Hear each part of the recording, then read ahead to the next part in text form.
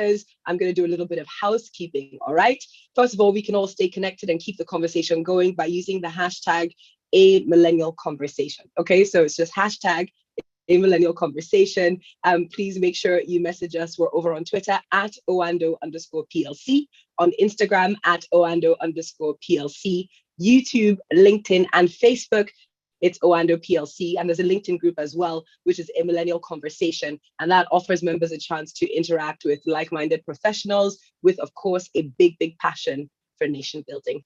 And you should also note that this conversation is streaming live on YouTube, so if you want to share the link, please go over there and check it out.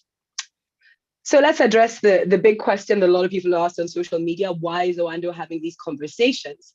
Well, you see, for Owando, conversations like this actually help to empower current and future generations. And it challenges all of us to think and act a little bit differently and to make an effort in how we impact our future. And Owando has been involved in building capacity over the years through various platforms like Owando Intern Search, a digital competition that gives at least one young Nigerian the opportunity to experience working in a leading oil and gas company for 6 months. And that will actually be launching in a couple of months. Now, Owando has also collaborated with communities, universities, tech hubs, from people like WF Global Shapers Africa to universities in Kenya and Nigeria. Over 4,000 youth have been benefiting from these skill acquisition programs established with Owando's joint venture partners, that's NNPC and NAOC, within the host communities, amongst other things. So just giving a little bit of context to why we're here, and why it's important actually that you guys get really involved in this conversation. We've got some fantastic speakers with us today. A bit of context though for this conversation as well. The reality is that young people all over the world are experiencing something that some people have coined wait. That's a period of suspension during which, access to social adulthood is delayed or denied. Now, experiences of waithood are not entirely new, but it's become more widespread and it's causing quite a problem as a result of failed governance, policies, increased marginalization of young people. And we see it all the time, especially in places like Nigeria, where I'm from and where we're having this conversation from essentially. And what that has done is it's resulted in this growing upsurge of protests. Young people all over the world, all over the African continent, really, struggling to be understood, struggling for political, social, and economic relevance. And across these time zones, young people are trying to respond to the challenges that the situation has put forward. Looking at protests specifically in Nigeria, Uganda, Kenya, Senegal, across the world, young people have realized that they can actually be a voice for change, and they can force change in some situations. But is this change happening beyond the streets, right? So the demonstrations, as we saw, for example, in Nigeria, it's challenged institutions of power. It's challenged people in leadership. It's got the attention of media. It's got the attention of the world. But that influence, that challenge, that voice of the youth has seemingly failed to go beyond street protests. And that's problematic. So in this conversation, we're going to discuss and explore different ways that African youth, young Africans, can gain traction to influence post-protest politics and governance. So to join me in this conversation, let me introduce our fantastic speakers. First of all, we have Cynthia Mbamalu, who's a co-founder of Yaga Africa. Now, Yaga are a non-for-profit civic hub of change makers, and they are absolutely committed to democratic governance, human rights, and civic engagement. And they were instrumental as well in pushing forward things like the Not Too Young to Run bill. So please, let's welcome them. Also, we have got with us Sheyi Adisa, Honorable Member representing Afijio State Constituency of Oyo State in the Oyo State House of Assembly. Thank you very much for joining us. So someone who's working and walking the talk, not just talking the talk, he's working it. And last but certainly not the least, we have with us as a speaker, Abdullahi Alim, who is the lead for Africa and the Middle East for the Global Shapers community of the World Economic Forum. And as you can imagine, that is no mean feat to be in such position. So welcome all of you. Thank you so much for joining me. I truly appreciate having you all here. And again, to our attendees, please feel free to drop questions in the box. If you do have questions for us, we will address those soon enough, but I think we should just jump into this conversation as quickly as possible. So the first thing I kind of want to discuss with everyone and put in context is a lack of youth representation, and sometimes an actual exclusion in the development processes of many African countries. Young people are excluded, and increasingly it's causing young people to use demonstrations as this tool to change political systems that are perceived to be not just incompetent, but also responsible for the daily suffering of people and the continent as a whole. Yes, it's challenged the government, but it hasn't gone beyond the protests. Why do you think that is? And this question goes out to all of you on our panel, Cynthia, Shay, Abdullahi, whoever would like to address this first. Please go ahead.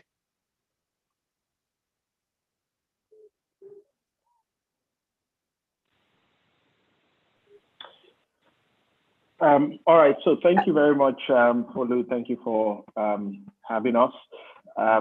Right, so it is a known fact, as you have said, that protests have been a tool youths have used in recent times. I mean, it's probably been on for quite a while. And it is a legal means, it is having a voice. But the problem that happens with protests is that it has a level of influence. It has a level of making policymakers, government to think of their current position. But then sometimes it's not enough. And you know, what we have to do is find ways to channel it much more than you know, just being protests on the streets. What do I mean? Say, for example, we're protesting bad governance. We want the president to be removed, for example. It's not going to happen on the streets. The Constitution tells us how that should happen. In Nigeria, if you're in Nigeria, Section 143 of our Constitution will tell you how that can happen if it would ever happen. You know, so I think if we're going to really see progress, you know, much more than protest, we need to be educated politically. We need to understand what the tools are, you know, and then once we have that knowledge, political education, we need to organize ourselves. When we go for protest, it is a level of the organization that is impressive. You know, if we use the NSAS as a recent example, it was organized, there was a lot of collaboration. I mean, that's really what you need if you're going to get things to happen. But then we now need to channel it into going, you know, the structures as they are. So I believe we need to be educated as to what steps you should take. And I believe we need to organize ourselves well. As young people in Nigeria, and I can only speak for Nigeria, and it's probably most of Africa, we represent over 50% of the population, you know, and that is a strong voice. Now, I agree that just because we're all young, we're all not going to agree, but if we come together to oppose bad governance, if we come together to oppose certain things that aren't right, and we can keep ourselves organized, then we have a very strong voice that the policymakers and those of us in government would have to listen, because every government official is thinking about the next election.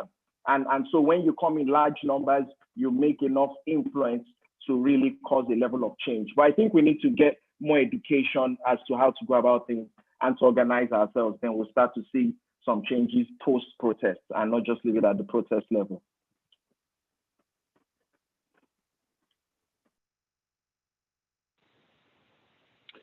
Yeah, and just to thank you for that, Shay. Abdullahi, yeah.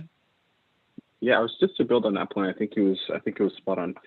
I think sometimes we also have to give ourselves as a younger generation some credit in that, you know, some of the issues that we are trying to challenge predate our own very existence. They've been around for decades and they've been in place for decades. And we also have to recognize that the possibility to unwind them and create something new might also take just as long. And so I think when we take that longer term view, we recognize that the need for us to put the weight on our shoulders of change to happen in 3 minutes isn't necessary. It isn't necessary. All we're doing right now is beginning to put the right seeds so that change can flourish. It could take one generation, it could take 2, it could take 3. And I always think it's important just to disconnect ourselves from the final outcome. Just be loyal to the process of change. When it's supposed to happen, it will happen. And just know that sometimes when you're dealing with really, really ingrained systemic issues, ones that predate us, predate when we first realize things need to change, it will take just as long at times. And I think kind of long-term view, and not necessarily putting the pressure on ourselves to have everything fixed, as soon as possible, also puts our mindset in the long run too. And I think then you'll outpace those who think that you'll only be around for a year or 2 on the streets. Thank you very much for that. I think you mentioned some very important things. Making sure we give ourselves time and we understand that some of the issues we are trying to address and we are trying to change, you're right, it does predate us by quite a bit. Cynthia, did you want to chip in as well? Because I'm going to go back at some point and address something that Shay flagged as well. Because yes, it's good to know the rules to how to effect change politically properly, but sometimes people have issues with those rules, but we'll come back to that. Cynthia, did you want to jump in a little bit here? Yeah, thank you. It's quite insightful points by my brother Shay and Abdullahi. And I think one thing that is important, I think Shay started it at first. When it comes to protest, when it comes to demanding for change, I think one of the things we need to appreciate and understand as young people is the importance of moments. Why is that important? Because there are several moments that influence specific kinds of action. So for instance, if the demand is to change government, let's say the president, protests, street protests, yes, it's good. However, no one would ask the president to step down just because we're protesting. So the conversation around moments, you tie it down to when are we protesting? Is it close to an electoral cycle? Now, can we use the numbers to mobilize people to go out to vote to change government? Now, the same conversations around, so let's say this is change of government. Let's talk about conversation around changing constitution, for instance, or even things on social change or fundamental human rights demand, or even the NSAS protest demanding an end to police brutality. And now conversations around these also would need to understand that when it comes to advocacy for protest for issues that require some level of structural change and reforms, that is not going to be instantaneous. It's a process. So yes, we go to the street because we need to show the numbers by going out to the street to demand change. However, also to appreciate that when it comes to specific reforms, there are certain processes that needs to be in place.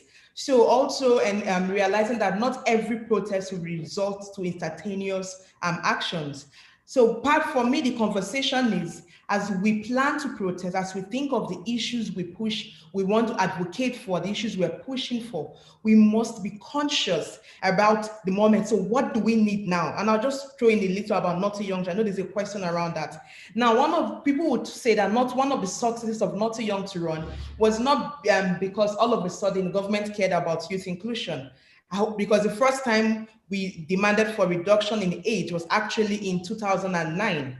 And it did not work then. In 2012, there was also a demand for that review of the, it also failed at that point until the 2016, closer to the elections. And then we had the Not Too Young to Run built a lot of arguments around what I'll call political blackmail. So basically, if you do not pass this, young people will vote you out of office. Elections are close by.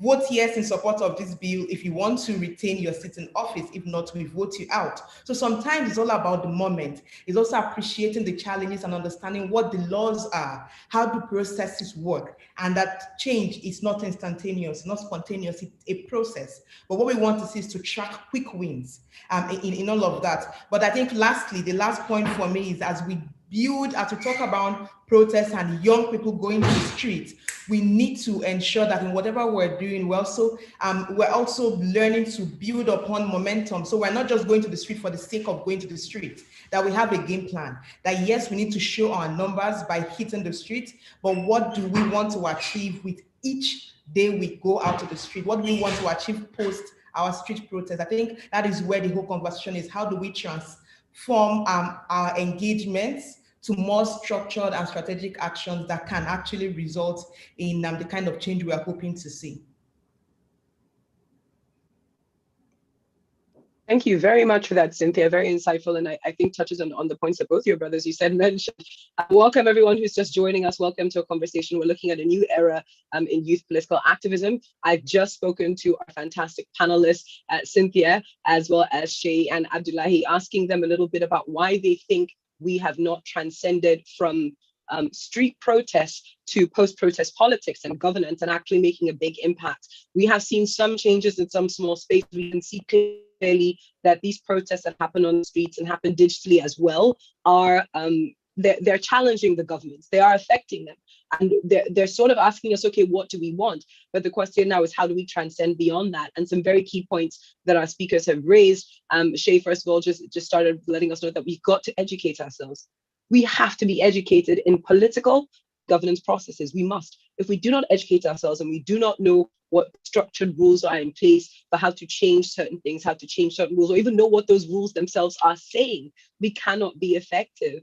Abdullahi pointed out as well that we've got to be patient. We have to understand that some of these issues that we are facing and that we are trying to change predates our existence. He's older than me. I'm old. He's older. That will take time. And of course, Cynthia just crystallizing that and saying, we've also got to pick moments. We've got to be strategic. We've got to think, okay, when is the next election cycle happening? When are the next by-elections happening? And all of this ties back into, again, education. If you don't know what's happening in the political sphere, in the sphere of governance, you cannot know where to hit. And we have to understand that the people who hold positions of power now, especially when we're talking about people who are much older, they have that experience. They have that knowledge. And that is what has been, one way or another, in some cases, weaponized against young people. So it's time for us to figure out how we can adjust that. Please do join the conversations, guys. If you have questions, comments, anything, use the hashtag #AMillennialConversation on Twitter, at @Owando_PLC on Instagram, at @OwandoPLC, YouTube, LinkedIn, and Facebook, simply @OwandoPLC. We'd love to have you join in this conversation. I see people are from all over, Ghanaians in the building as well. Hello.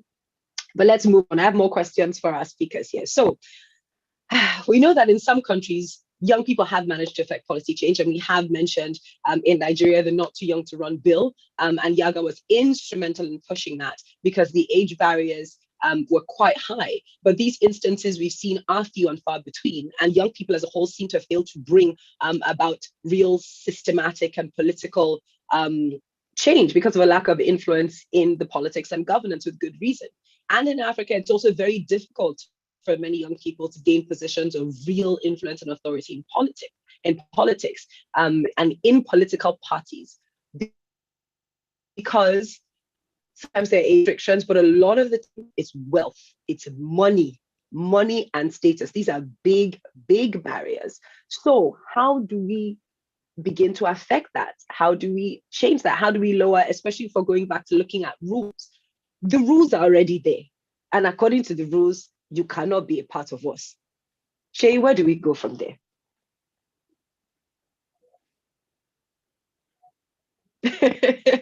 Can you please put on your mic so that we can hear you? Thank you. Right. Well, you're correct. I believe the barriers are high because of the people that are currently playing politics. The rules are skewed in their favor. It's imperative that young people get into that space because, quite frankly, politics, governance controls every part of our lives. And so we cannot afford to sit on the sidelines or think of just traveling away or, any of those things. I think the main thing is to participate. And I always tell, people that let's start, even from the grassroots, from the local level. You're not going to start saying you want to be president at your first attempt, but we need to try and get into the system. We need to get into the local wards.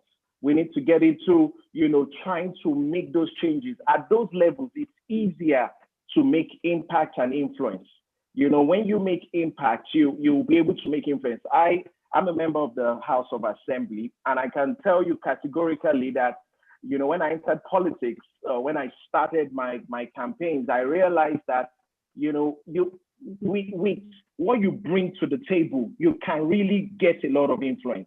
You might not have the the titles of the executive of the wards or executive of the party, but you can create influence. So when you start bringing developments, when you start bringing changes to your local level, they recognize the impact you're making and they start to identify you as someone that is able to create influence.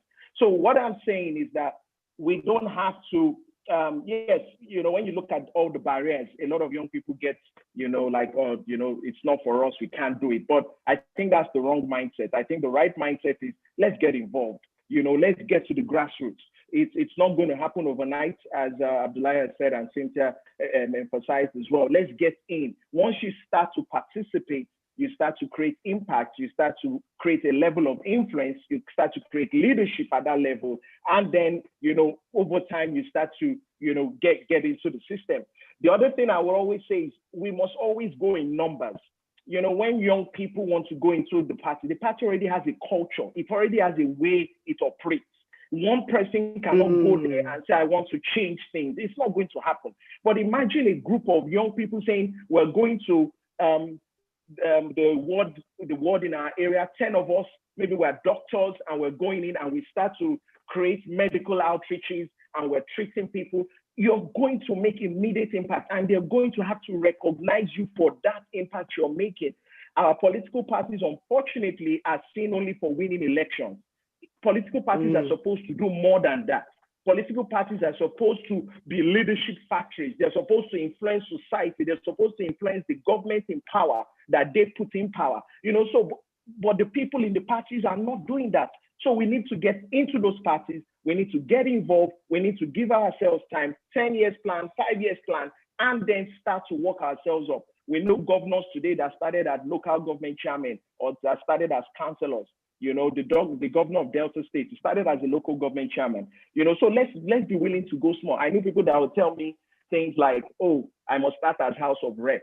And I'm like, is it for fame or is it for impact? Why do you want to run? Do you feel, for my level is House of Rep? Which level? Is it not to create impact? Is that not what we're talking about? If it's for impact, start where you are. Start at the local level and start to create impact there. And you won't need as much money and as much of all the other things that act as barriers to get people coming in. So I think let's have a plan and let's get involved at the grassroots. And there's room for us there if we will participate. Thank you for that, Shay. Anyone else want to chip in to that? All right, let's keep it moving. We do have quite a few comments that have come in. A lot of people are quite happy with this conversation in general. We have Adeshoko Akbankpa, I hope I said that right, says, hi, what mentoring/grooming structures actually currently exist within the political space for the under 45 politicians to bring up younger and aspiring political office holders is a question. Very interesting. What are your thoughts on that?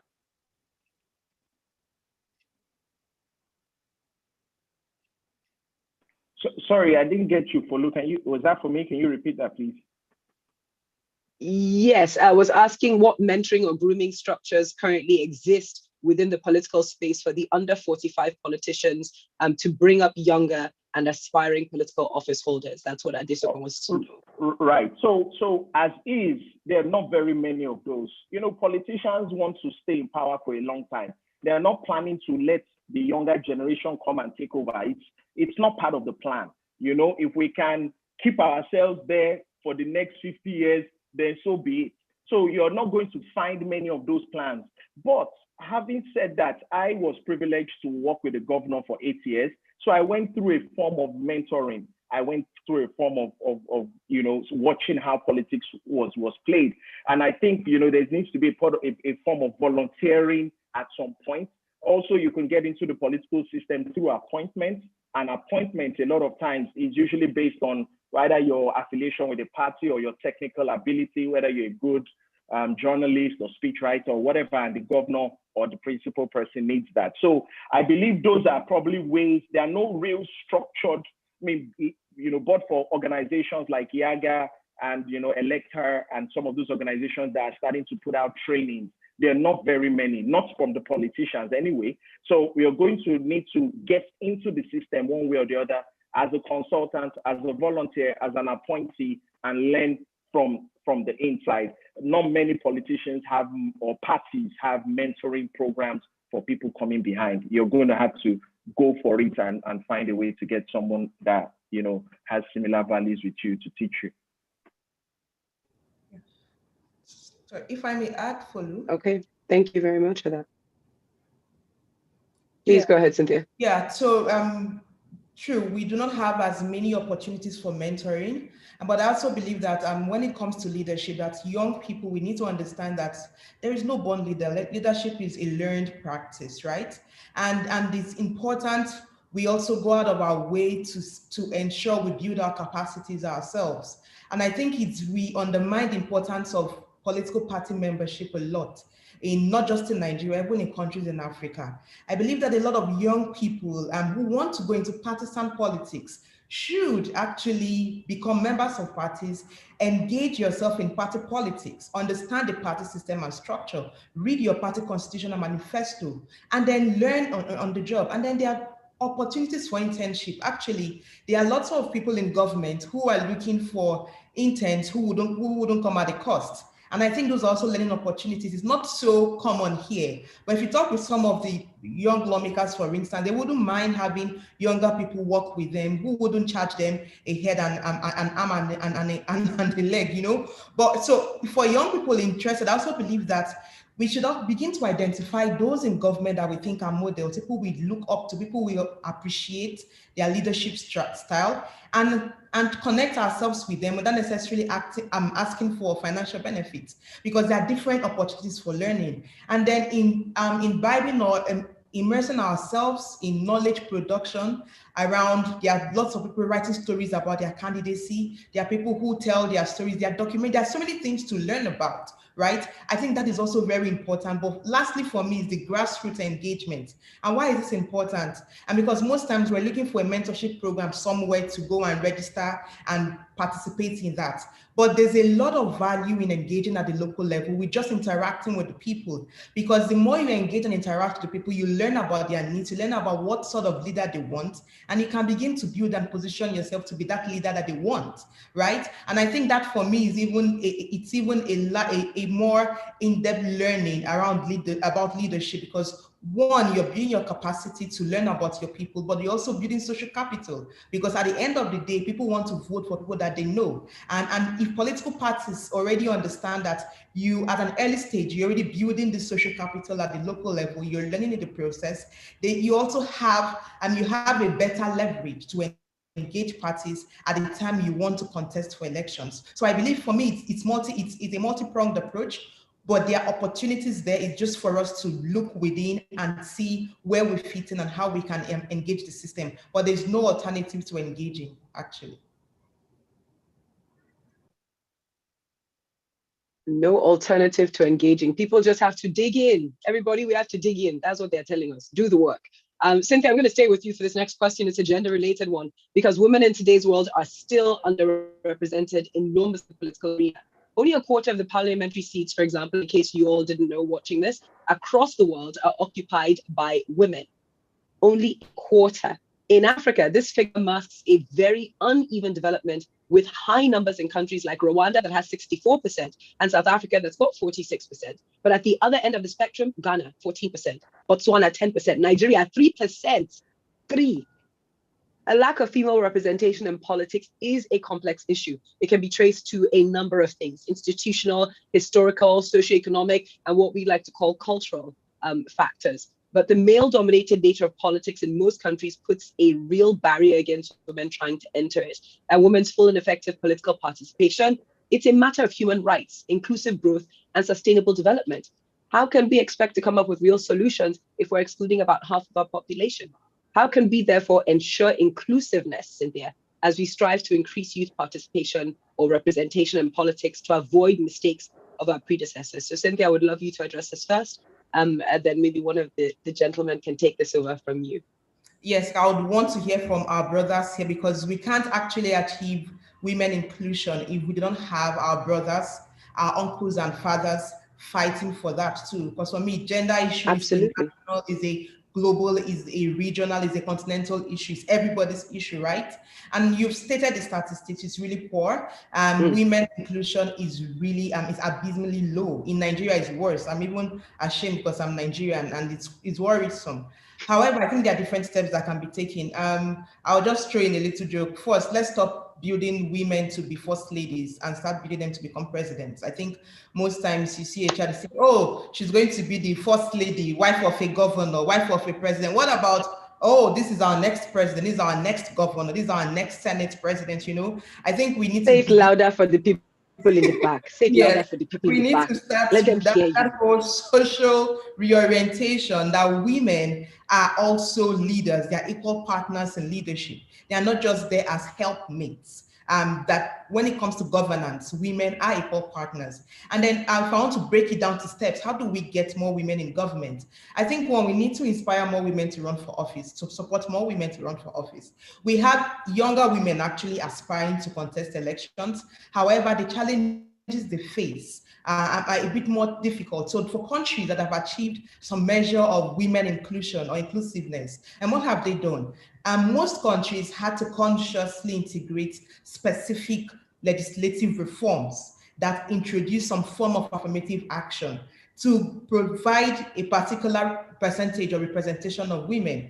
It could be numerical, it could be share mandates to political parties. There are different approaches by different countries. You mentioned Rwanda. It was not just because someone wished it. There was an intentional effort to get women in government. So one, legislative reform. And because I'm Nigeria, I would also want to push that we're undergoing electoral reform and constitutional reform and review process. This is the time to actually introduce gender-sensitive provisions that guarantees women representation. Because at the end of it, if we don't have a law, if we don't have laws mandating the system to ensure women emerge, we would not have women winning as we want them to win elections because of our historic discrimination and what have you. I don't want to lament about the problems or why we're here, but basically that is one for me. We need that legislative reform. The second for me is for the role political parties play in women, in promoting inclusion. Why is this important? Because for countries like Nigeria and some other, I know some countries have independent candidacy, but for countries where the only platform to contest elections is a political party, where political appointments are influenced and informed by political parties or political parties' politics, then we also need political parties that commit to women inclusion. That includes at the party level. We want to see parties provide gender-sensitive legislation within the constitutional manifesto. It could be providing a limit of percentages on women. For instance, some people say that at least 35% or at least 50% or gender balance, whatever form of provision, but that ensures that at the party leadership level, at the executive, at the governing bodies, that we have women representation. In Nigeria, what we normally have is just the woman leader. And sadly, most times they expect the woman leader to be the one who serves refreshments where they have an executive meeting, or who helps mobilize women during campaigns. But nothing tangible. And it's unfortunate, but that is what we're seeing. So we need to start having more women occupy leadership positions within the parties that can actually inform decisions in the parties, decisions like what mode of primaries, decisions like qualification for primaries, those important decisions that would influence the processes of candidate nomination within the parties. The third for me is reviewing our electoral system.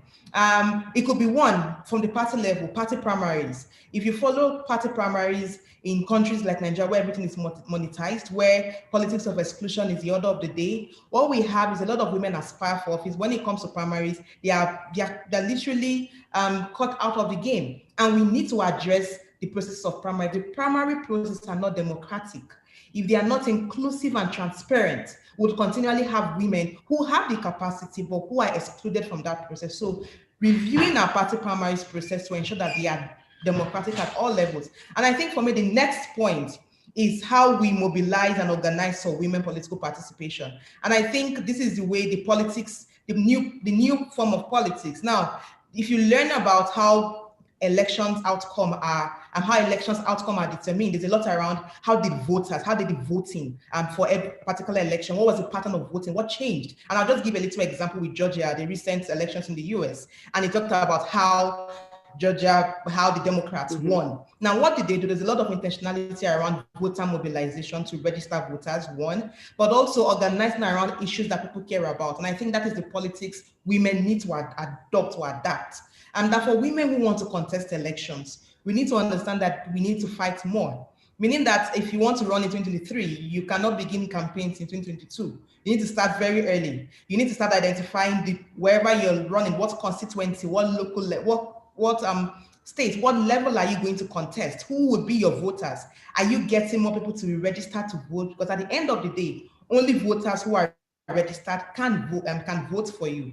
But beyond that, are you connecting with the issues? Are you building campaigns around the issues your people care about? And then are you working with the allies in the community? Because you're not targeting just women voters, you're targeting voters. And most times I think we try to make women issue an only women issue. But building a campaign for an inclusive approach that you're presenting the people and not just women. And that you're working with men, because at the end of the day, men listen to men more than they listen to women. So you're also building strong campaigns around men, and you're building strong partnership with male allies who I believe will build and support that candidate. So I think for me, it's a multi-pronged approach. Like I said, there are different ways to address this issue. But if we do not get the legislative reforms to guarantee affirmative action, one, there will still be the major impediment. If we don't review our political party systems and party primary candidate nomination processes, we'll still have a lot of women excluded from the process. If we do not begin that early mobilization to get voters to understand why women need to be on the ballots, will also not open up the space for women, but beyond that is building strong campaigns and connecting with the issues that the people care about to build a better image that voters can actually connect with when it comes to the elections. All right, thank you very much for that, Cynthia. Abdullahi, I would love to know what your thoughts are on this, also looking at a more global, can you hear me? Yeah, I can hear you now. Yes. Excellent. Okay, Abdullahi, I would love to know what your position is, taking a more global outlook, because I mean, we know what the situation is in Nigeria. Cynthia has stressed that for us a little bit more, but I'd love to know what your take is on this in women participation in the political landscape. Yeah, and I think thank you very much for that question, because I think the challenges, while they show up in different ways in different parts of the world, they also have some kind of consistency. And unfortunately, one common thread is just the ways in which social media has become a new breeding ground to discourage more and more women to run for public office. You'll see far more kind of hateful messages. You see far more examples of death threats taking place on social media. The vast majority of that is directed to women in public office. You know, and I think this is a big kind of systemic issue that we have in our political system. And I think anyone who uses the language of, you know, demographic dividend, you know, the future is in our youth, things along this line, or that, you know, we need to have an equal society, so on and so forth.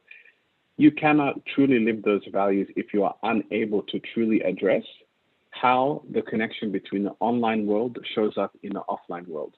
Because you will see just a torrent of just messages and threats, some of which are very real in different parts of the world, directed towards women candidates. I, for example, in my former role, worked for the chairwoman of our organization. She eventually ran for federal politics. And yeah, the torrent of hate messages, the torrent of death threats, I even recall a website dedicated to just getting her killed. Yeah, it's very real. And all it takes is just for one crazy person to really take that seriously, for that to honestly become now a real threat for that. But I think at the end of the day, one thing we have to recognize, while it's important for us to make sure we attend to that, is to realize the function, the utility. What is the objective of somebody doing that? It's really at its core because they are truly threatened by your very electoral chances. It's strange for me to say this, and very privileged as well for me to say this, but it would not happen if they thought you did not have substance. It would not happen if they did not think that you were a threat to their position. It only happens to women because women present a much more usually advanced vision of what political governance could look like. It threatens the mediocrity, it threatens the establishment. And unfortunately, there is a market out there of people who take this very seriously. So I think We have to recognize the very realness of this threat. Of course, it shows up in the offline world more so in some parts of the world, but I just want to say the common thread is just the way in which social media has become like a central place to bring about the crazies who want to redirect a lot of their angst and weaponize their angst against women and women in politics by threatening them, by sending hateful messages. And again, it only takes a few people to take that seriously for that then to become a serious online threat. So it's a call for message for our security agencies, our police agencies, for the public to recognize that we will never step up truly if half the audience is being discouraged to run. So that's my perception there. Abdullahi, fantastic. Thank you for bringing up something that I think is quite important. I'm going to stay with you on this for a bit. You talk about this online situation, language, communication. Anyone that says that, oh, it's just social media, it's just online, it's not really serious, is obviously having a laugh, because that's the new way we communicate. I mean, look at how we're having these conferences now. Everything is digitalized. And I wonder, in your sort of opinion and with your insight, how much people are unknowingly or unwittingly playing into this narrative of women in politics. Sometimes you go on Twitter, and I'll use a very recent example of the feminist coalition in Nigeria, who were very instrumental and very active in organizing protests and assisting. And there was a level of coordination that these women and these young girls really exhibited that I think really frightened people, so much so that even recently, again, when some moves were made, there's a lot of activity, a lot of vitriol being poured out in their direction. But then when you talk to some people offline who've expressed these strong antagonistic viewpoints online, it starts getting a bit wishy-washy. And I wonder whether people are aware of how, in your opinion, of how they're playing into the gender politics and how women are being viewed. Such a good point. Such a good point. Those who say that and hide behind, oh, it's not as serious. Those are people who are trying to intellectualize their misogyny. At the end of the day, you're torn from the same cloth. If you're somebody who thinks and tries to minimize what is a very serious issue, very strong chance that you are of the same persuasion. You might not want to recognize that publicly. You may not even have that internal conversation with yourself, but you're really very much torn from the same cloth. And I'm very, very critical I'm very critical of the larger public who are turning their eye against this, who think it's not that serious, who downplay it, because the issue doesn't exist only because of the crazies on the internet. The issue exists largely because there is a huge population who think it's not an issue. And I always have to say, and I'll come back to this quote later in today's discussion, in every society, it's the extremes that define the norm. It's the people on the two ends that will tell us the average. And when you have somebody here crazily saying this needs to be done, and those in the middle are just not participating, what you'll see is society will shift more towards the end. The average will become closer to what they think. So we have to be very, very cautious of the extremes on the internet, because eventually they will shape the norm, especially if those who represent the public, the mainstream, the larger swath of society remain quiet. Because as soon as you become quiet, you're no longer part of the averaging of where society stands. You've just basically said, I don't care. And so what we're competing with is just the extreme against the extreme. And what happens is, slowly but surely, the average person's view will lean more favorably towards them. That's how every single society works, good and bad.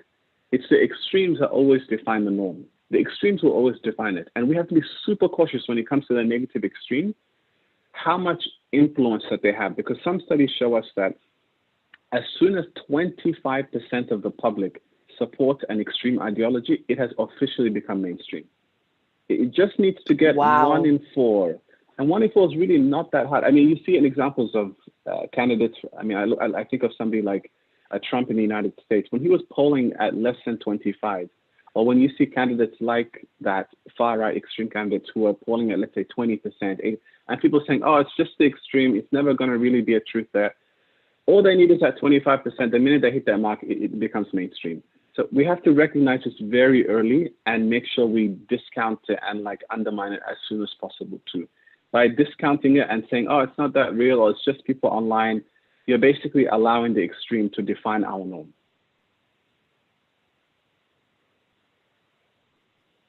Thank you very much, Abdullahi. Yeah. Okay, that one is definitely with me. We'll come back to that, but we know there are quite a few questions that have come through Let's see if we can go through some of the comments very quickly. Samson Utono is in the building. Hello, Samson. He says, how does one organize effectively in a divided society? Abdullahi, I believe he wants you to answer that question. And I'm just going to read out a second one just so we can all be thinking about it. Do we have a youth forum in this country? Ifeanyi is asking. So Shay, you can ponder that. Do we have a youth forum? Abdullahi, how does one effectively organize in a divided society? I think in such a crowded society, divided society, the only thing that penetrates through is a strong vision, a very strong vision, and a very clear vision too. I'm going to ask maybe just a question to the audience, and that is, and maybe before I even go to the question, is just to recognize, you know, a lot of people say I'm a product of where I've come from. You know, I come from this part of this country, I come from this part of the world, and I'm a product of that. That shapes who I am, which is true. But the honest, full picture is we're a product of who we come from,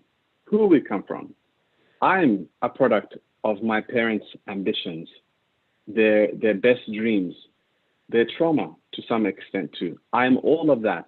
So I want everyone in this room to realize you are a product of who you come from. And the reason why I share this is because one day, decades ahead from now, somebody will be looking to us as their ancestors. And they will be a product of us and what we pass on to them. So the very first question that I have to this audience, and it's based off a really, really interesting book, is what does it mean to you to be a good ancestor? To the unborn child today, the unborn Nigeria. What does it mean for you to be a good ancestor? What actions do you have to take? What vision do you want to put forward for your society? Because for the most part, a post-independent Nigeria is still a young idea. And every ancestor's dream, every generation's dream will shape what the next vision of Nigeria looks like. So think deeply and critically about what that looks like. The second one, I think, which tackles the question of maybe sometimes why movements don't succeed is, you know, sometimes people say the best leaders are those who step up. Actually, I'll give you the reverse. The best leaders are sometimes the ones who step down. And by step down, I don't mean stepping away from your vision or stepping away from what you want to see in society. I mean stepping away from the idea that you need to be the one that leads. I want you to think deeply. What about if Nigeria succeeded and you received absolutely no credit?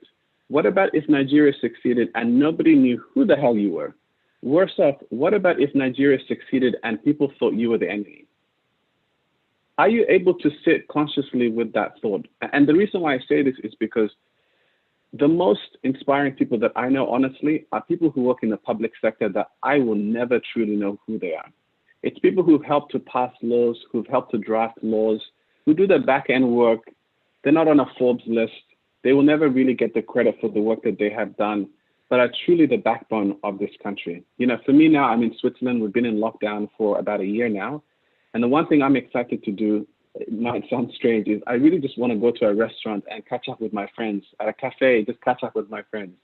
And the good thing about that idea is that I know I won't get food poisoning when I go to these restaurants. I know I'll be able to enjoy it. And the reason why is because somebody regulated the food industry decades ago. I have no idea who that is in Switzerland. I have no idea who that was in different parts of the world. Believe me, the most successful people, the ones who really create social change, people will never know who they are. And when it comes to movements in today's world, unfortunately, because of Twitter, because of more often than not, we have personalities, and then everybody else kind of follows them. And I really just want to kind of sit with that thought. Are you okay with the possibility of change happening because of your efforts or because of a contribution of efforts where you get no credit whatsoever? And worse off, maybe people might actually think of you as the problem. People might think of you as a nuisance. People might think of you as just too extreme. Are you honestly okay to sit with that very thought? Because if you're able to reckon with that, the biggest thing which stops movement, which is the ego, which is the pride, which is the need to be seen, all of that you can overcome very quickly. So that I think is a very profound thing. Get your vision sorted on what it means for us to be a good ancestor. Think long-term, think of the vision, because that will take you through all those long nights, those long days in which you feel like you're not making progress because you're really doing this for the unborn child. You are not doing this even for yourself. The second one is to realize my goal is separate to me. I don't need to be the one who's known for it. I don't need to be the one who gets a Forbes platform for it. I don't need to be the one who wins an election, to be honest, even. I'm willing to do the work. I'm willing to occupy any role. I'll do the volunteering for this. I'll be the one who hands out the flyers for this. I don't have to be the face. And in fact, I'm happy to even take your anger and criticism if it means that this will take us forward. Are you okay? And can you really sit with that potential thought? I think that's a really, really important one for us to reckon with. The next one is know how to navigate systems of power. It's not enough to just understand how to get elected. It's a very, very delicate game, knowing how to navigate systems of power. You kind of have to be a snake in some ways, okay? You kind of need to know how to do this kind of action right here when you're in systems of power. And there are two extremes, unfortunately, that I see a lot of young people fall traps to. The one extreme is you become too much of the activist. What does that mean? You become too connected to the problem, too loyal to the problem, and you just want to feed that part of yourself that's saying, I'm doing something, that even if it means you're not even creating change, you really just want to be the one that has the sign, the one that's with a microphone yelling. You just want to be connected to the problem. And unfortunately, it's a dysfunctional part of ourselves that are very loyal sometimes to just the problem and being known to solve a problem. That's one extreme, being too much of the activist. The second one is being too much of a diplomat. And this one is equally off-putting. This is the kind of young person who's so obsessed with power and just wants to be seen next to this one, and just wants to take a picture with that one, and just wants to be associated with this title, that by the end of it, they're completely disconnected from the problem that they came in to solve. And being a true navigator of power is knowing when to go a little bit this side, the diplomat, or going a little bit this side to the activist, but never being in any one of the extremes completely. And it's such a tiring task. It shows up in every email that you send. It shows up in how you dress. It shows up in how you speak. It shows up in, it's such a calculated day-to-day effort. And I find that the most successful movement and the most successful young change makers are the ones that recognize that strong, strong long-term vision, able to say, it doesn't matter if I'm the one that is seen at the end of the day or credited at the end of the day. And third, they know how to navigate systems of power. That is phenomenal. Thank you very much, Abdullahi, for that. I think you've really given us a lot of important things to think about, whether we're okay with, if change should come, nobody's going to mention your name. Are you all right with that? Audience out there, you okay? Is that something you can live with? Because that's a tough one for this generation, especially a generation that likes to broadcast everything. We're like, whoop, here's what I'm doing. Here's how this is going. And it's something that Shay actually did touch on earlier on, right at the beginning, saying, people will try and get into the political game and say, for my level, what's your level? Is your level not to help? Is that not the goal? I think we should all stay focused. I love this. Thank you very much. Conversation is fantastic. So many more questions are coming in. Shay, did you want to address anything about that youth forum that people had asked about? What is the youth forum? I mean, what does that look like, really? Do we have a youth forum in this country? That's what Ifeanyi asked. All right, so I think Samson is part of this conversation, and I heard him say once that youth is not an ideology. Just because you're young doesn't mean we're all going to connect. And even if we ever try to, some people will divide us. If you ever try to come together as young people, some people will use the divide and rule tactics, whether on ethnic lines, on religious lines, on politics. They will try and break it. So I'm not aware of youth forums. What I do think, and Abdullahi spoke brilliantly, is that vision. That so if I look back as to when I was campaigning, one of the things that gave me a lot of leverage was development. We live in an underdeveloped society, and when people see development, it brings people together. People, whether you're this party or that party, if you've not had light for 2 years and somebody brings a transformer, hey, God bless this dude. So development in areas like ours brings people together. But there is no youth forum, I know, but I think vision and having something that everybody can connect with will certainly tie us together. I think that's it. But I'm not aware of any youth forum, and I doubt we'll be able to hold it just because we're young people. It has to be bigger than that. It has to be based on values or ideologies that will bring all of us together. Yeah. What is the ideology, the vision? Again, cast your minds back to NSAS. Part of perhaps arguably one of the reasons that it took such powerful hold is because we all had this clear vision. We saw it. We understood, everyone understood what they were asking for. It was very clear. It was very straightforward. And that ideology was hard to kill. That idea, that vision was hard to get rid of, which is why it didn't matter that there was no quote unquote central leadership. Something else that I think Abdullahi touches in one of his articles somewhere floating in the web space. Sometimes that danger of just one unified head, just one person at the top, it's much easier to attack.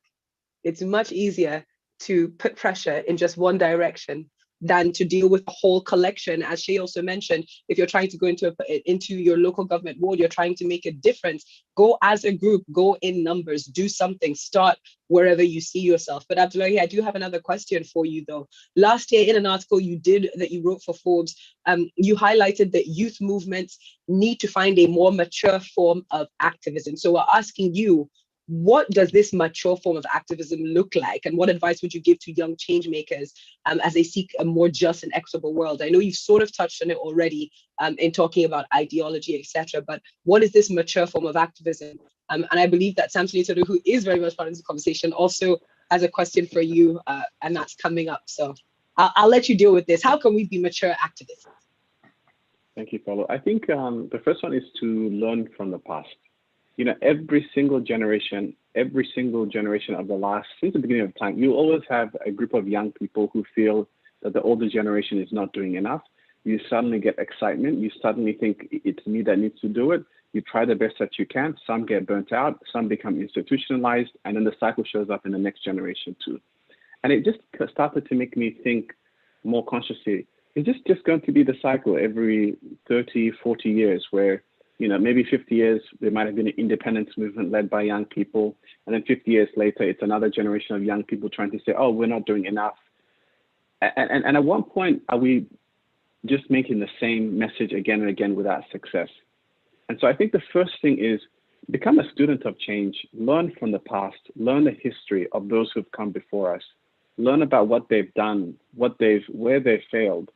Even when it comes to becoming a political officer, not only study the one who succeeded, think about the one who ran a campaign and lost.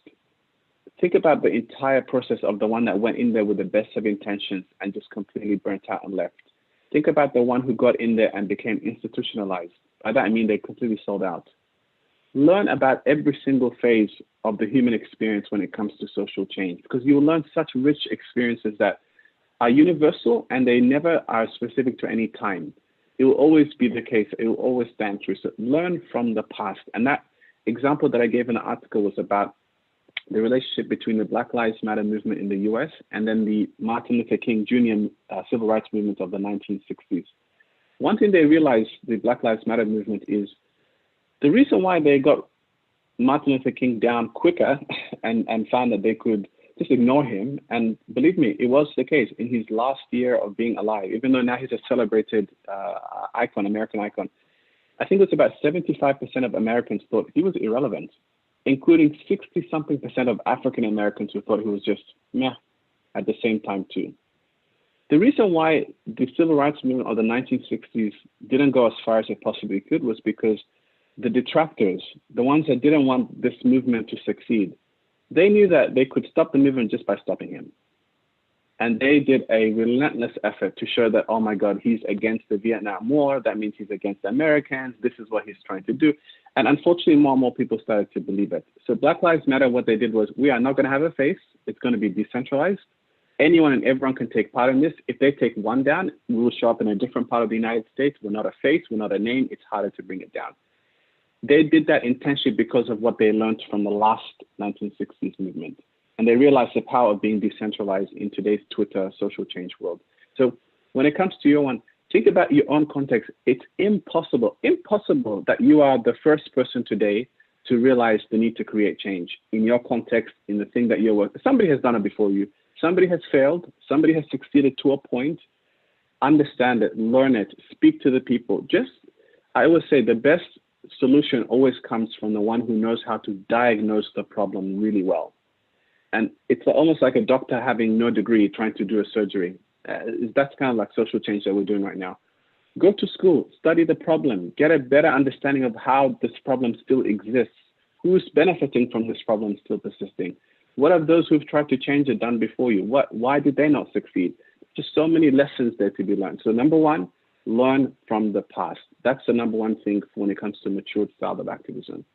The second one is, don't be a heropreneur, as it's called, the heropreneur, the one who comes in and saves the day. Like, I want to be the one who is on a magazine saying that I saved 1 million people from this. And it's so unfortunate because it's such a weird and awkward trend in today's like youth change maker market, where sometimes I wonder, are you doing this to meet your own desire, to find meaning and purpose? Or is this really about the interests of the oppressed?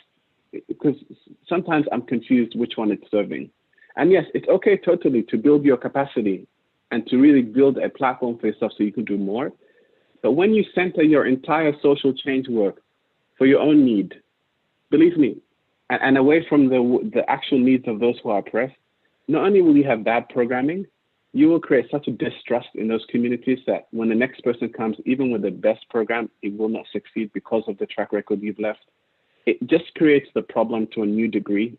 Like it just continues to perpetuate, So avoid being the heropreneur. You don't have to be on every list. You don't have to have every speaking tour to your name. You don't need to have 20 million followers on social media.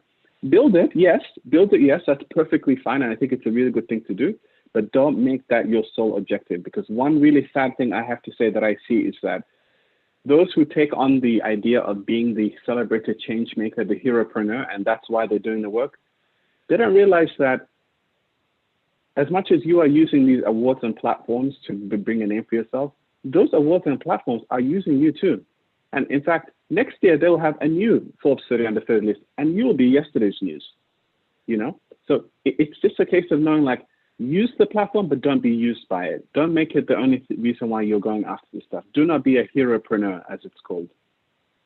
The third one is understand systems. In the beginning, when I said we have to understand that majority of the problems that we are trying to solve, they predate us. They've been around in the 60s, the 50s, in different forms, to be honest, in very different forms. They look different, but they've been around for a very, very long time. And knowing how systems operate, knowing how decisions are made, the culture in the gentleman's club, sometimes in government, just understand it, observe it, learn from that too. So understand the system, because you can only truly solve something that you can diagnose. And then the fourth one, which I think is a super important one, and one that I'm always hyper conscious of as well, is know your place. and the reason why I share this is, and I gave the example in the article of a white American man, let's say, who says, oh, I want to go to the Bronx, which is a maybe lower income neighborhood in New York City. And he sees poor kids and he says, I'm going to go to government, I'm going to represent them. And he never thinks once to himself, why are you the one doing that? You don't come from this experience. You haven't come from this part of these communities. And don't you think that by you going up there representing these communities, you're actually telling the younger generation that they need translators.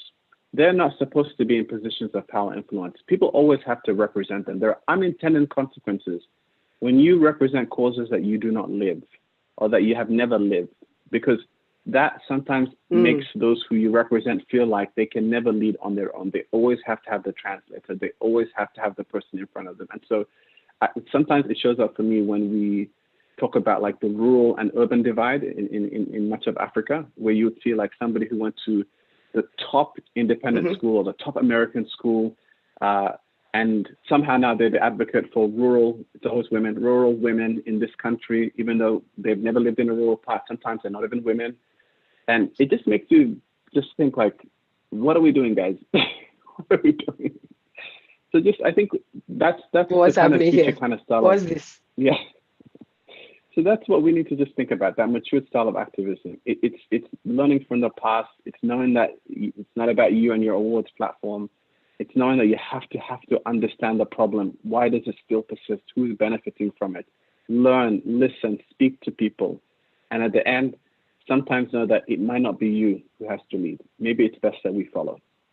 And that means don't set up another organization. Support the one like Cynthia that already has an organization, you know? Don't be the one who always creates 9 million competitions of the same initiative, because that just dilutes everyone, you know? So things like that. Well, I'm glad you've said that. I'm glad you keep giving us all these fantastic gems. Thank you very much for sharing all this stuff with us. A lot of things to think about.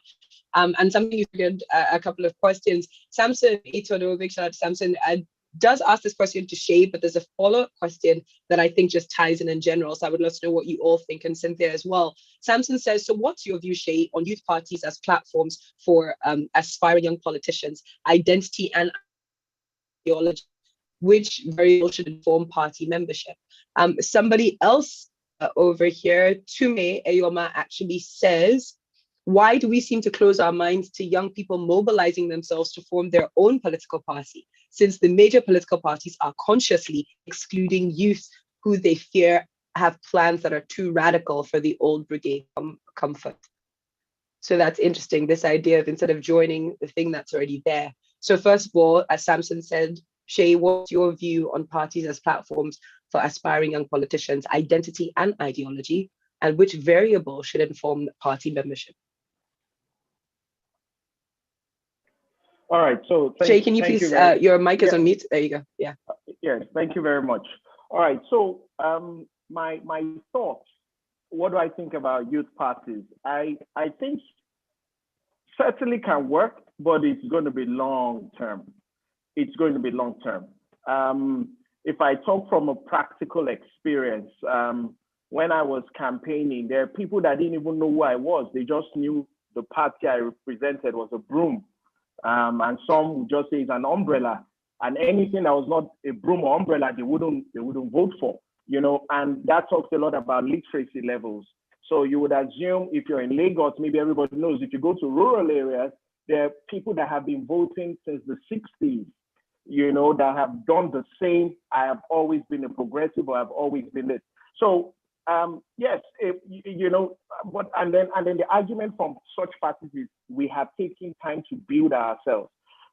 So if you're going to build a youth party, it is possible, but it would take a lot of dedication. It is an opportunity to start afresh. For the first time, maybe we can have real ideologies, real values, but it's going to be a long-term project. It's not something that will certainly produce, elective posts almost immediately. Maybe you might have one or two here and there, but I mean, if you think about running political parties properly, there is a lot in terms of structure. There is a lot in terms of, you know, putting everything together. And that's why personally, my recommendation is go and dilute the current parties. Go there like Ribena, you pour it in a jar. The more water you add, the more it changes color, you know. So if we flood those parties, we can start to make effect, and they already have the platforms. But there is nothing wrong with starting a new platform if you have a 20-year goal or a 30-year goal, and then, you know, to get to become a regional party, then a national party, you know, it takes time. So if we're committed to the long haul, certainly it can be done. But if the purpose is winning elections, then you stand a harder chance. It's not impossible, but it's a harder chance getting in using a new youth party, as it were. And it will probably also depend on location and so many other things like that. So my personal opinion is get into the current ones and you know, dilute them, going with the right people with, you know, values, and try and change it from inside. Interesting. Thank you for that. Cynthia, I see you nodding there. He said dilutes like Ribena. Are you in the dilute brigade? or are we looking at a 20, 30-year plan? Yeah, I do agree with Shay, because one, politics is a game of numbers, right? But beyond that, it's also about power, and power respects power. So if you're going to contest in an election as a young person, you don't have the name, you've not built structures for a long period of time. What are you looking for? First, you need to be known. And there's a lot of value with becoming a member of a party that is already known. And because you're reducing the stress of having to sell your party and sell yourself. You're just going to focus on marketing yourself to the people, right? So there's a lot of value in becoming a member of a party that is known. There's also a lot of value in becoming a member of parties that are new in the space, maybe not as old as the big names. I don't want to call any party, but they've been in the process, they've been in the system, they've won one or two offices at the state level, or even one office at the national level. So there are options for me, and I think there's a lot of times when we go to protest, lots of young people, the first alternative is let's start a youth party. It's almost as if starting a youth party answers all the questions. But that is also an indication. Isn't that a bit of the culture in Nigeria of always starting new things? We're just, oh, this one is not aside. Don't refurbish, build something new. Yeah, I think that's sadly what is a culture. And then I think most times we need to actually understand how elections are won. A lot of young people, when we've not properly educated ourselves on elections and even politics in Nigeria for one. And then I think that is where the major challenge is, that the fact you are popular on Twitter or Facebook doesn't mean you're going to win an election at a constituency level, because those who would be voting may not even be following you on social media and not even know who you are. And I think most times we mistake social media or online popularity to having power offline, but that doesn't work. Politics is local, right? And if you want to win elections, you need to be able to show that you actually deserve to win the elections at the local level, because those are the people who would be voting. The other point is understanding how do parties win elections. And I'll just give a simple example. The last general elections in Nigeria, we had the APC and the PDP were actually the least favorable to youth candidates. Sadly, however, post the elections, most young people who won on the platform of APC and PDP.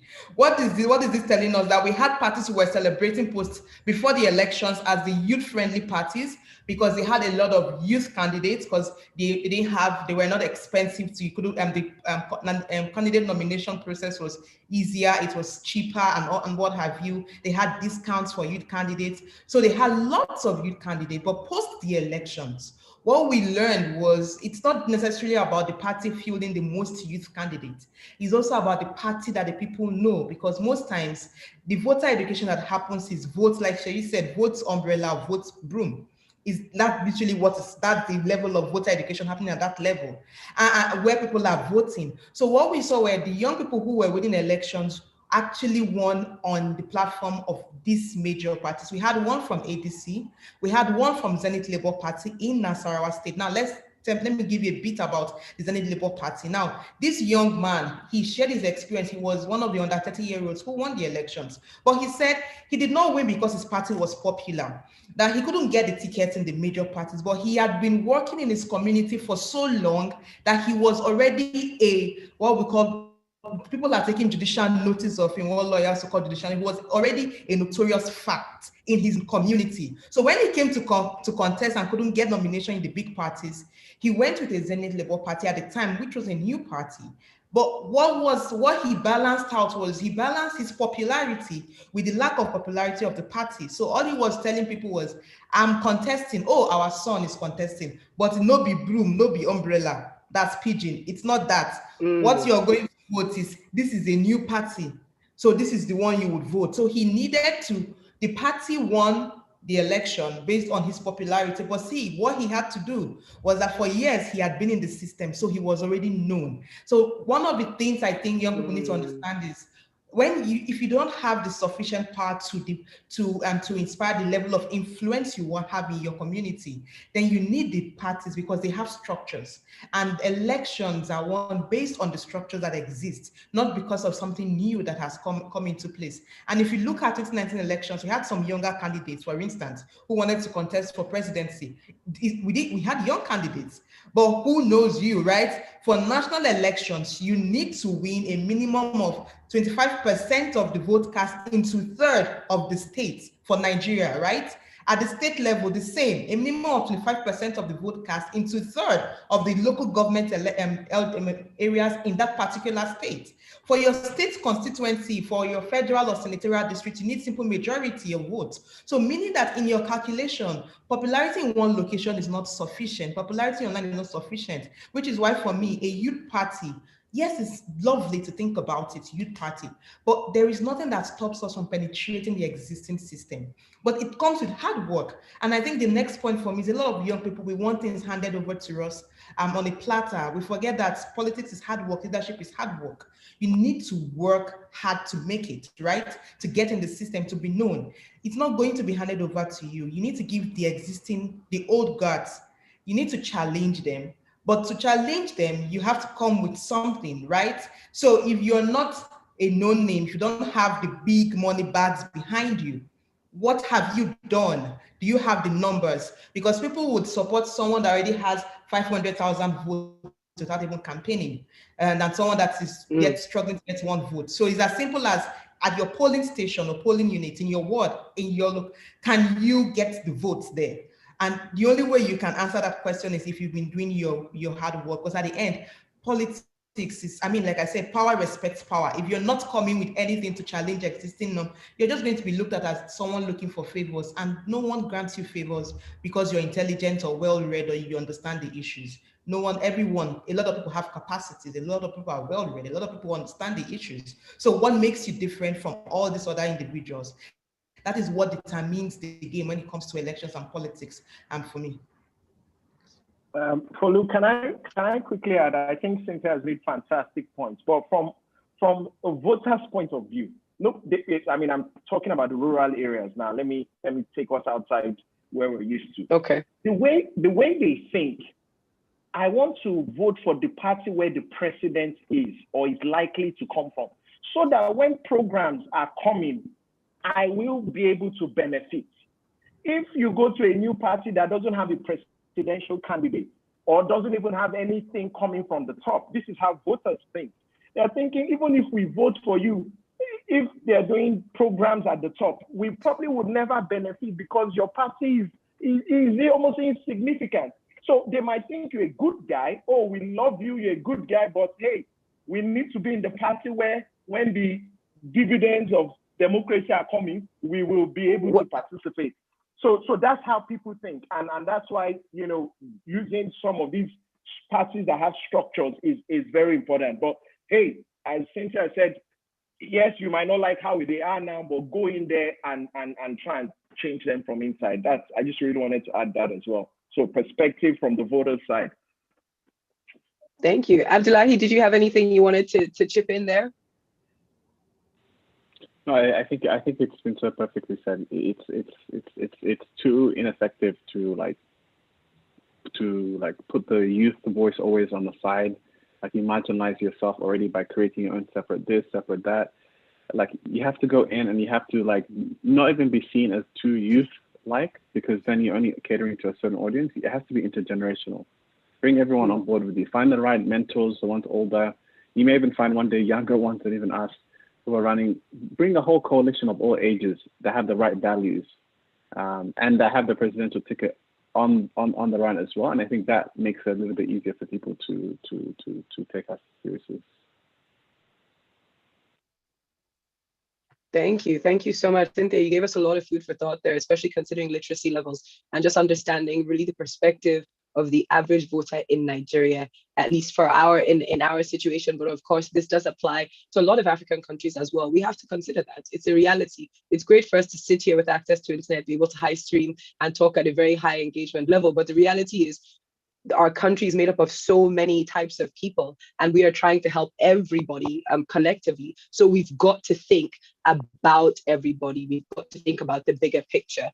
I do have very quickly a question to address to all the speakers, because as youth turn to protest rather than political engagement out of a desire for swift change, some of today's activists are increasingly worried and concerned that time to act is running out. So this urgency is there. They do expect progress and delivery on an accelerated timetable.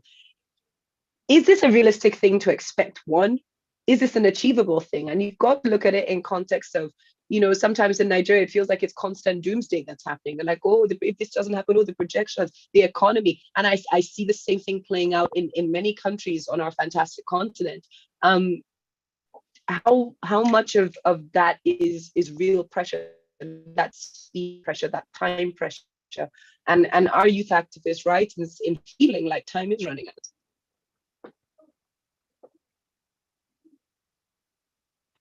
If I could maybe just start up and say, the problem will only get worse in the next few years, unfortunately. We just had a massive economic downturn over the last year and a half. It was the worst globally in the last 100 years, and it was also not too good for the continent as well. Every time there's a massive economic downturn, the one who will really pay the cost is the younger generation. And it always will be the ones who go to the street a lot more angry. So, and rightfully so. So unfortunately, like, the perception of time running out will continue to accelerate, especially over the next few years. When we had the last economic crisis globally in 2008, we saw things like the Arab Spring, we saw things like Occupy Wall Street in other parts of the world. These are all youth-led movements that took place 2 years after the crisis. So we haven't even got to the worst part of the economic downturn, unfortunately. It will be over the next 2 years. And a lot of that will be showing up as even more emboldened young people who want change now, and rightfully so. I think two things have to happen. You have to change people's mindsets. So you have to change public attitudes. And the second one is, and I think it's exactly what our panelists have been suggesting here, is that you also need to change the way in which government responds to the issue. And that it's an internal work. So the one who's on the street, we need to recognize that cannot just be NFLARS entirely. It can't just be on the street. It needs to be represented in the government seat. It needs to be somebody who's running for office. It needs to also be somebody on the street. Like the whole spectrum has to be represented, from the street all the way to the top building where the top decisions are being made. Every single level of it has to have that youth change maker, that youth kind of desire to see something different. It's not just the one on the street. Sometimes it wears a suit, sometimes it's wearing the traditional dress, sometimes it looks very different. And we all need to know how to play our role in that, in creating change. Somebody's going to be doing the more louder stuff on the street. Thank you. I have to also meet them halfway by also, when I'm in the decision room, being brave enough to say, look at what's happening outside. So everyone needs to be involved. Everyone needs to step up. Think about exactly where you are right now. If you work at a telecommunication company, you work in a government office, you're a student, regardless of what role you play, there is something you can be doing to also meet these desires that a lot of young people are leading on the street. And always, I know it sounds tough to say this, but always give yourself time. These problems are so deeply entrenched, and we just have to always think of the fact that we're doing this for the unborn child, the unborn Nigerian, Yeah. Thank you for that. Thank you.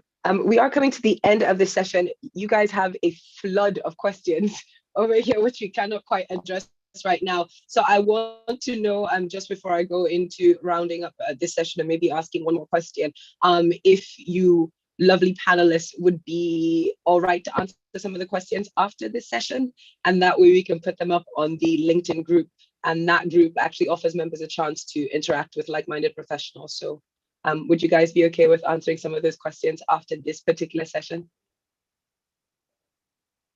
Is that a yes? Is that I see nods? Yes. Yes. Win. I love it. Okay. So for those of you who are out there just saying, hey, Fulu has not asked my question, don't vex. The conversation is a lot. And obviously we're not going to solve the world's problems or Nigeria's problems in, like a 1.5 hour session. But it has given us a lot to think about.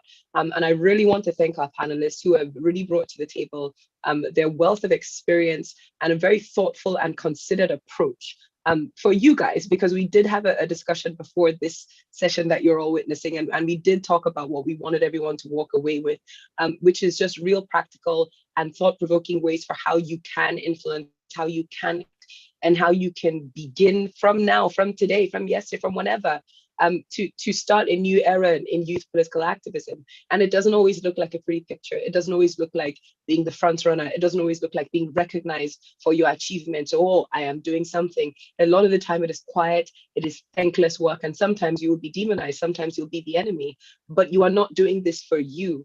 Anyone who knows me knows I say this all the time. A lot of the change that I want, I do not believe is going to happen in my lifetime. So when I work, I try to think of future generations. That's what we must do, because we do not want to put future generations in an even worse position than they are now. I don't have children, but I know so many of my friends who do. And it really concerns me that a lot of us are not acting more with the thought for what we are leaving these children in and the situation and circumstance. So I really implore all of you, we're all kind of young today, we look like sweet boys and sweet girls, but we're going to be ancestors in a short, not too short time. We're on the way there. That's the plan. So let's do our part, whatever that part looks like. And it does come in a myriad forms. Now, to let you know, again, there is a LinkedIn group, and that group does offer members a chance to interact with like-minded professionals, people with a real hunger for nation building, and who can in their own way become their different change makers. So if you want more of this sort of information on chat, and of course I'm going to be asking our awesome panelists some of the questions you've already dropped in for us right now, and they'll answer that. So that will be put up on the group as well. And just to let you know that our fantastic host, Owando, in spite of the pandemic and the confluence of unfortunate events that followed, the Humans of Owando, and that's also a hashtag, did come together recently over the last 11 months to launch a response to the hunger challenges in Nigeria. And it's called TAP, an aggregator platform, okay, TAP. About 87 million Nigerians actually live in extreme poverty, and approximately 50% of Nigeria's population cannot afford to eat. Approximately 50% of Nigeria's population can't afford to eat. And despite the efforts of many NGOs, charities, all to provide palliatives to those in need, a huge gap does still exist between those who are in dire need and those who are eventually reached and fed. So what TAP has been able to do is to create support charities, was to help support charities to bridge this gap, all right? So the objective is very simple, to amplify already existing charities. Remember, we spoke about working within structures, to help their reach and one community at a time to bridge that gap between the fed and the unfed. Don't forget how we all kind of banded together, especially at the beginning of this pandemic, to feed our communities, to feed our neighborhoods. And that's what the Humans of Owando are doing as well. So join the hashtag, the Humans of Owando, in eradicating hunger in Nigeria, one community at a time. Make sure you visit www.taptoreachall. Okay, so taptoreachall.org. Again, on Twitter and Instagram, they are at Tap to Reach All. So please make sure you do support that. It's so important. And they are doing really good work of amplifying already existing charities. Don't forget, of course, you can connect with us on all the various social media platforms as well. And there will be a survey right after this event as well. Okay, so please don't run off. Do fill in that survey. Let us know what your thoughts are on how this conversation went, whether you've learned anything useful. And again, guys, just big up these panelists. They are fantastic, fantastic humans. Thank you much. Join the conversations, use the hashtag #AMillennialConversation. Save the YouTube video, because some of the information here, we need to make notes. We're students, so we start studying from now. Make notes, write down, repeat, share to others. Go on Twitter, _PLC. On Instagram, it's at Owando_PLC. YouTube, LinkedIn, and Facebook, it is Owando PLC. Guys, thank you. There are people in the comments asking for whether you can mentor them. Yeah, somebody here says, Harriet says, I would love to be mentored by Abdullahi. Abdullahi, there you go. Somebody's going to be harassing you in Switzerland shortly for membership opportunities. But anyone who's watching, again, don't forget, Tap to Reach All. Don't forget to use the hashtag #AMillennialConversation. Make sure you check out all of that. We've got about 3 minutes. Let me see if I can just sneak in one final question for the panelists. All right, let's see. Okay, let's see. This one is from Wale Bakre, who says, elections are won by structures, local, state, and federal government. How do you build those structures and create the influence to change the current incumbents? Let's not forget the funding component. A perspective on a road to do this would be from any of the past. So in 2 minutes, does anyone want to address that? Structures. All right, I think, you know, the last question sort of addressed that. Structures are key. Elections are, you know, are won, to me, even before the election day. And that requires, you know, a lot of coming together. If you're not in the parties that we have and you're starting from scratch, it makes the work a lot harder, a lot harder. It's not impossible. I never tell anybody anything is impossible, but you're going to have to, you know, work a lot harder. And then you're going to be willing to start small. Maybe you just start from local government or you start from state, you know, before you start thinking about going regional. But, you know, the structures are there. There are people that maintain the structures. There are people that keep the structures. You'll have heard of, you know, godfatherism and a lot of things people like to talk about. The structures are there for a reason. And if you're going to have to start afresh, then just be prepared to go the long haul. I think that's what is important to, you know, give yourself that time. It's not impossible. And then obviously we don't have independent candidature in Nigeria. It's something that people are looking at and clamoring for. Maybe when we have that, then that would open the gates for more people to be able to go by themselves without linking to any party. But as it is, it's not a joke. Going for elections, that's important for us to know. Thank you very much. And just like that, we've come to the end of this Millennial conversation. Again, I appreciate all of you. So I think this is ending the live now. A big thank you to our host, Owando, for making this possible. I've thoroughly enjoyed myself. I've been your moderator, Folu Storms, and I want to thank our panelists again and again and again. I can't thank you guys enough, especially because I'm going to be infringing on your time just a little bit longer once this live session is done. Thank you.